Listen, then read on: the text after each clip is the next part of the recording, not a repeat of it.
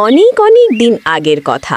পাহাড়ের কোলে সবুজ গাছপালায় ঘেরা এক ছোট্ট গ্রাম। সেই গ্রামের পাশেই দাঁড়িয়ে আছে এক পরিত্যক্ত প্রাসাদ।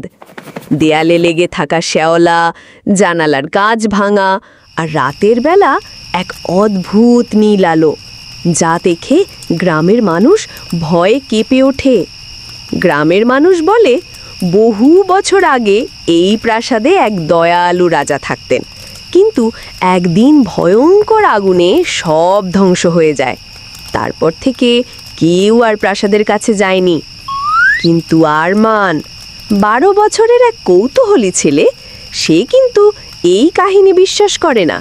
সে ঠিক করলো আজ রাতেই যাবে সেই প্রাসাদে আর দেখে আসবে আসল রহস্য। পূর্ণিমার আলোয় ভেসে যাচ্ছে গ্রাম।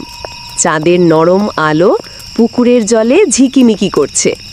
আরমান আস্তে আস্তে হাঁটছে, হাতে একটি ছোট টর্চ লাইট।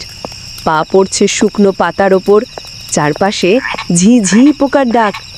পাহাড়ের পাদদেশে পৌঁছেই সে দেখল প্রাসাদের জানালায় সত্যি সেই নীল আলো জ্বলছে।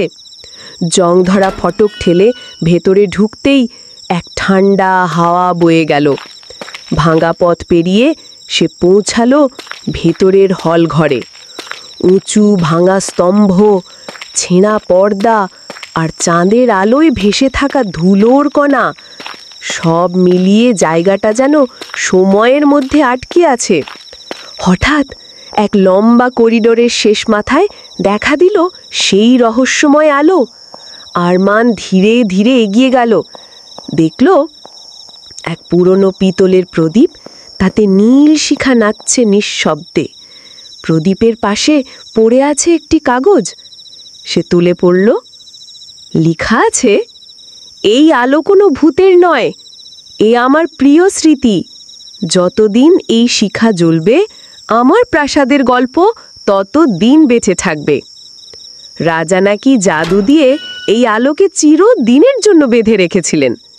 আরমান কাগজটি বুকে চেপে গ্রামে ফিরে এলো।